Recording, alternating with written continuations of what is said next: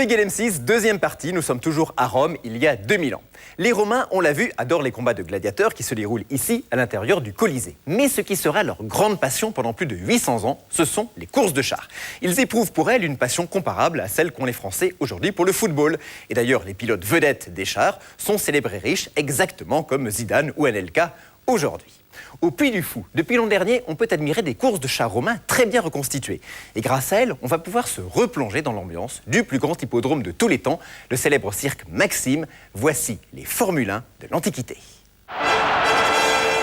Cirque Maxime, septembre 120 après Jésus-Christ, il est 14 h. Les 250 000 spectateurs, écrasés de chaleur, sont impatients. Ils attendent un homme, un champion, leur idole, Crescens. Crescens, c'est lui, le meilleur pilote de char du moment. À 23 ans, il compte déjà 1200 victoires à son actif. Il a fait une carrière fulgurante, pilote de char à 2 puis 3 chevaux. Il accède très vite à la catégorie reine des quadriges, les chars à 4 chevaux, autrement dit la Formule 1 des courses romaines. Et s'il gagne l'épreuve aujourd'hui, Crescens va entrer dans la légende, égalant le record de Dioclès, l'autre grand champion des courses de chars. Mais la partie s'annonce difficile, ses concurrents sont de très haut niveau. Et la course démarre, au total 7 tours, soit 8 km à parcourir.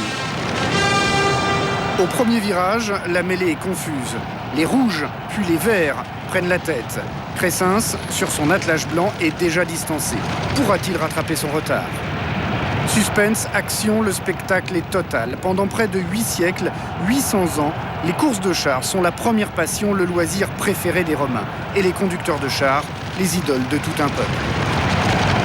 En fait, ces images ont été tournées au Puy du Fou, où chaque été, des cascadeurs professionnels reconstituent les courses romaines et se mettent dans la peau des auriges, ces pilotes de chars lancés au triple galop. Un aurige, c'est un meneur de chars qui mène 4 chevaux lancés au galop à fond dans les arènes, avec un char qui est extrêmement léger, donc pour 4 chevaux, ils sentent rien, ils sont à pleine puissance. Et, c'est très très impressionnant, on se prend de très très bons frissons.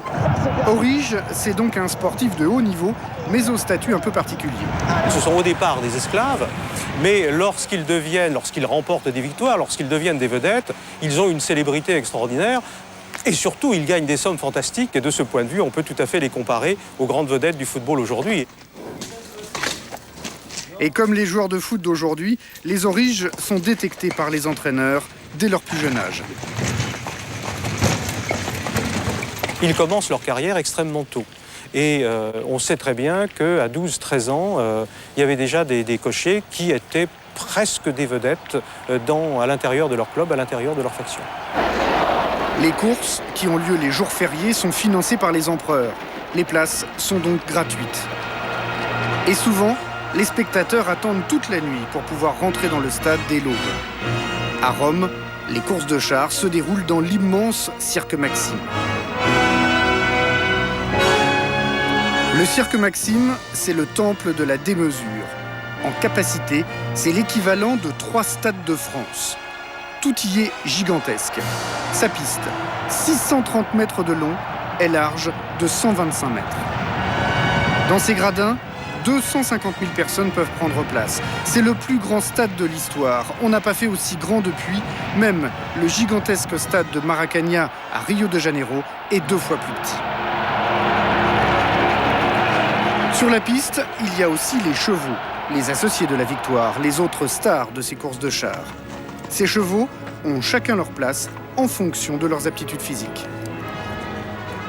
Les 2 chevaux du milieu sont des timoniers, des chevaux souvent assez trapus et qui ont une bonne vitesse, qui ont le timon du char à supporter. Et sur les extérieurs, on a 2 galériens, c'est-à-dire des chevaux qui sont assez vifs et qui ont un temps de réaction un peu plus rapide que les 2 autres. Chaque attelage se distingue par une couleur. Pendant 800 ans, les 4 équipes concurrentes porteront toujours ces mêmes couleurs. Rouge, vert, blanc et bleu. Les 2 principales étant le vert, la couleur du peuple, et le bleu, celle des aristocrates. Et ces équipes, c'est ce qu'on appelle en latin des factions. Ces factions, ces clubs, ont un personnel énorme, c'est-à-dire des vétérinaires, des médecins, des artisans, des bourreliers, des selliers, des entraîneurs, comme il y a un personnel énorme dans les grands clubs de football aujourd'hui. Sur les gradins du cirque Maxime, par exemple, eh bien, on criait régulièrement « Allez les bleus » ou « Allez les verts ». Et il y a de l'ambiance dans les tribunes comme les tifosi italiens, les Romains sont d'ardents supporters. En plus, avec leurs innombrables fêtes religieuses, 150 jours fériés par an, ils ont le temps d'aller au stade. D'ailleurs, quand on vient au cirque Maxime, on n'y vient pas seulement pour les courses, c'est aussi un spectacle qui dure toute la journée. Tout commence par une procession qui part du Capitole et arrive au cirque. Cette procession a pour but d'honorer les dieux car les courses sont au départ des célébrations religieuses. Et puis, à l'heure du déjeuner, c'est l'intermède, souvent consacré à l'exécution des condamnés. De véritables exécutions mises en scène. Ici, les bourreaux sont déguisés en gladiateurs. Ils exécutent les vrais condamnés dans un simulacre de combat. C'est cruel, mais la foule apprécie. Enfin, arrive le clou de l'après-midi, les courses de chars. Pour les Romains, c'est un loisir et un moment de la vie sociale. On vient aux courses pour le spectacle, mais aussi pour parier.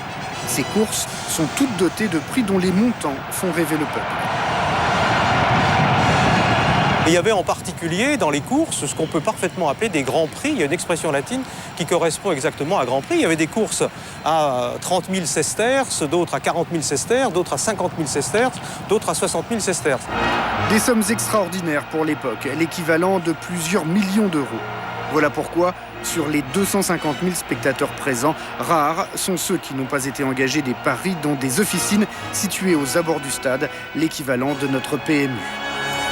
Des paris pour des courses qui se déroulent toujours de la même manière. Au départ, les chars sont alignés dans des stalles. Il y en a 3 par équipe. Ils doivent rester dans leur couloir jusqu'à la ligne blanche. Une fois celle-ci franchie, ils peuvent se rabattre et c'est parti pour 8 km de galop. Le basculement des dauphins de bronze marque chaque tour et les concurrents commencent à mettre en place leur tactique de course. La tactique de course, c'est de prendre la tête tout de suite. La tête tout de suite et de vouloir un peu fausser l'adversaire dans les virages, frôler les chars pour faire casser une roue. Vraiment, c'est chacun pour sa gueule. Mais il y a loin de la théorie à la pratique. Regardez ici, le pilote du char blanc vient de se faire prendre à l'intérieur par le rouge, puis le vert.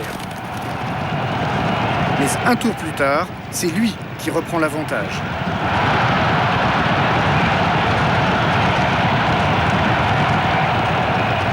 Dans une course de char, tout se joue à cet endroit. C'est le passage du virage en épingle à cheveux à l'extrémité du cirque. C'est là que la course se gagne ou se perd, et c'est un geste extrêmement technique. Donc là, il faut forcer le passage. La seule façon d'attaquer le virage en tête, c'est de forcer. Donc il faut s'engager, sans tenir compte de l'autre, et c'est au culot. C'est celui-là qui a le plus de force mentale et de courage qui passera le virage en tête. Dans les virages, la vitesse des chars et la violence des efforts en jeu provoquent également d'inévitables accidents, avec parfois une issue fatale.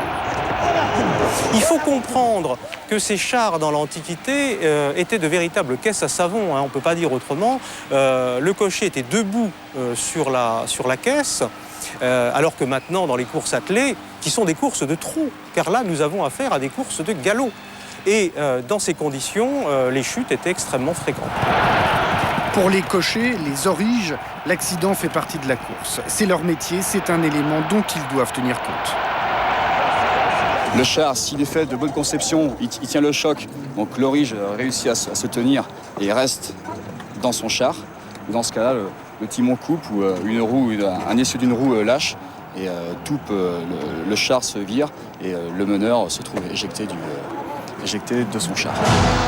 Heureusement pour lui, cette fois-ci, le pilote du char blanc a pu éviter l'accident. C'est son dernier tour.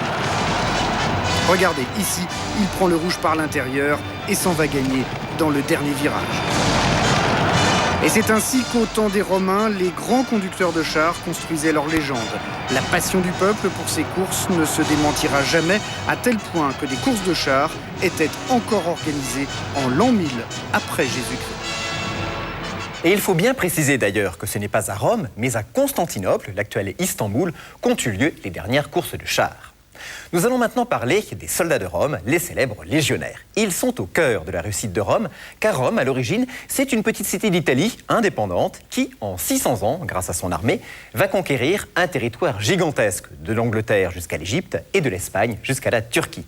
René Cuben